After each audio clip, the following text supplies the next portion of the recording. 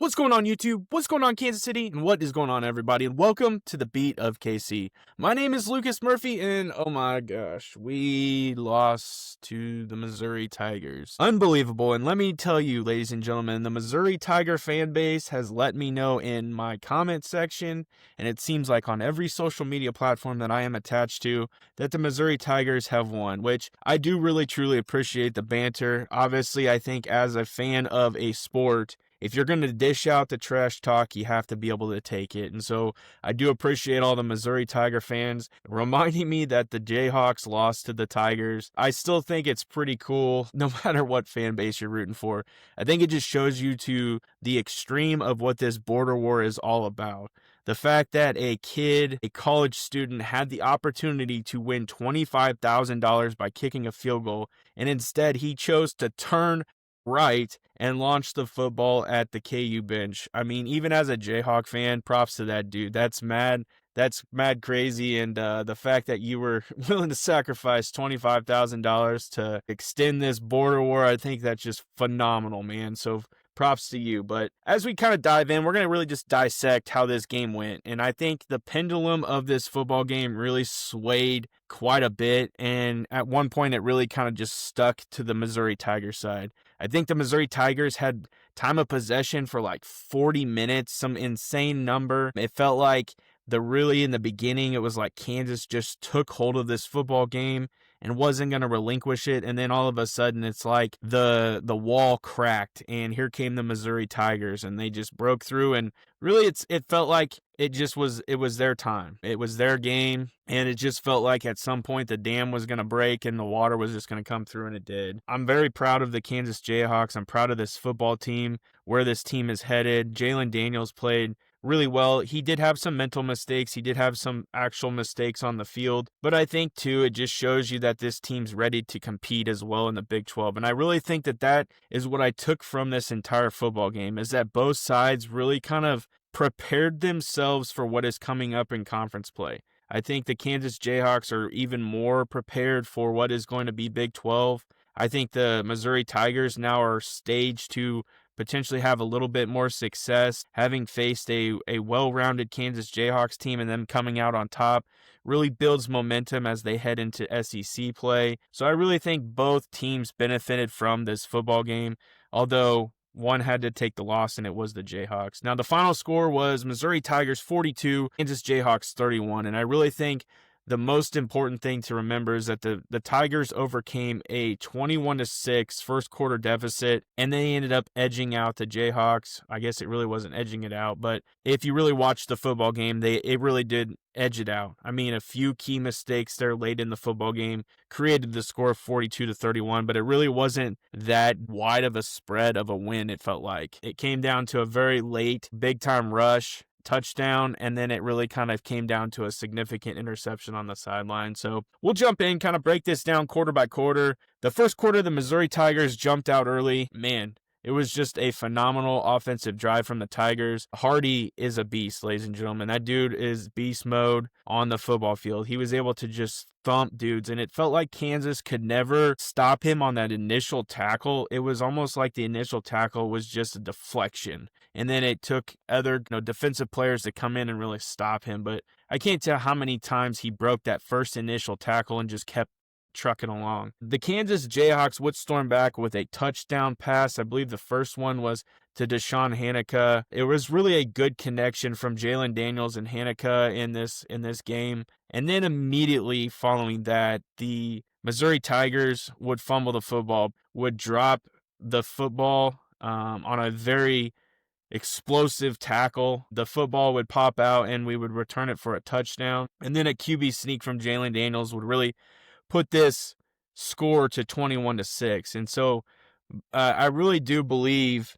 that that's where the momentum started to swing for Kansas, but we still had a lot more football to go, and the Missouri Tigers would respond pretty dominantly. They had a touchdown pass, a safety, 2 field goals to tie it up, and next thing you know, we're heading into halftime. Now, the third quarter, it was very exciting. Kansas would regain the lead. It really felt like that was the turning point for the Jayhawks. It felt like the way the drive went. There were definitely a few times where, mistakes were made on the offensive side of the football. And I think that's where maybe the talent, I definitely think the Jayhawks have a lot of leadership, a lot of older football players, but there are some areas where there's a lot of young talent. And so I think in some aspects, drops happened, probably missed assignments.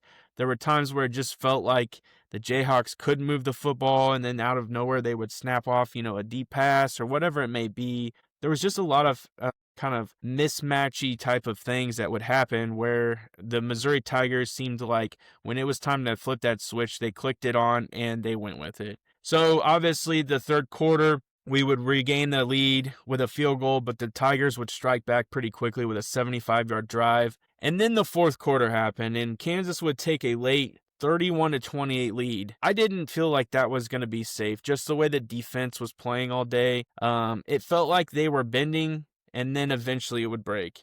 Sometimes you say, it's going to bend, and it doesn't break. This one just felt like at some point it was bend, bend, bend. Holy cow, that's a lot of weight, snap. And that's kind of what happened. And so Kansas obviously surrendered the lead to the Missouri Tigers. And then there was a very significant interception at the very end. Jalen Daniels, I don't know if he was throwing it away or it just was, off target, way off target, off the sideline.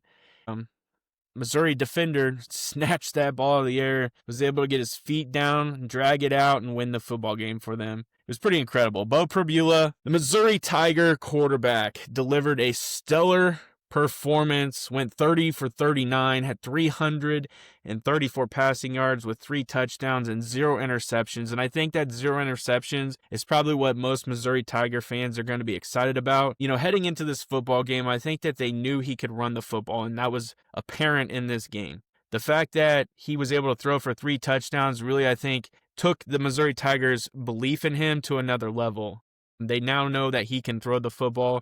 Kevin Coleman, ladies and gentlemen, even as just a Jayhawk fan, that dude can ball. That guy is a phenomenal wide receiver, and he's definitely going to be a future NFL football player. But he had a breakout game, 10 receptions for 120 yards and a touchdown. It was incredible to see, and really just the dynamic of the run game for the Missouri Tigers. And like I previously stated, the fact that it just did not seem like the Jayhawks could wrap up on their tackles on the initial is really what allowed this Missouri offense, especially the running game, to just do what it did. Brett Norfleet, I believe he's their tight end. He had 2 pretty significant, impactful plays that really kind of helped them seal this victory. Now, Jalen Daniels, I think it doesn't need to go unnoticed for what he did. He threw for 223 yards and 2 touchdowns, plus added that QB sneak. I really think Jalen Daniels had a phenomenal game. For being a 6-year senior, going out there and playing the way he did in the border war, it was a great football game. I think there's times where he could have read the defensive end on some option plays a little bit better, maybe handed the ball off sooner.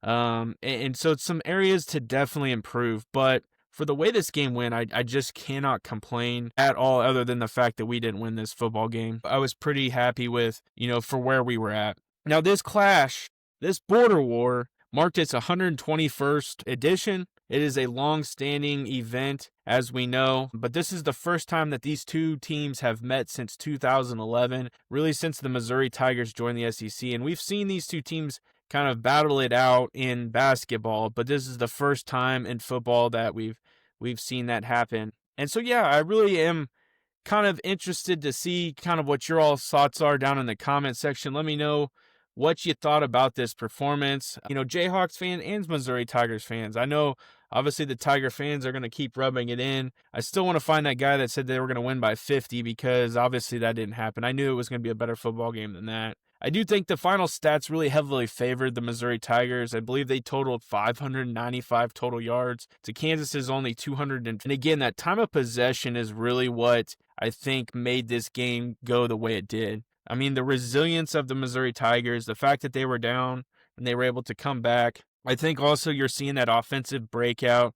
Perbula, Coleman, and Roberts, and then obviously Hardy, and it just seemed like that offensive line was clicking. I know there was a lot of questions at the Missouri Tigers left tackle position. I don't think that really was an issue too much, although the Jayhawks defensive front definitely gave that offensive line a challenge, and that's something that I'm excited for as we move into Big 12 play.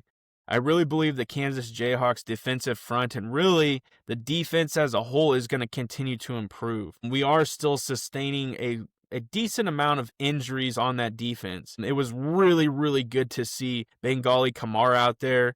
I think that just shows you the heart that he has. The fact that he strapped it up.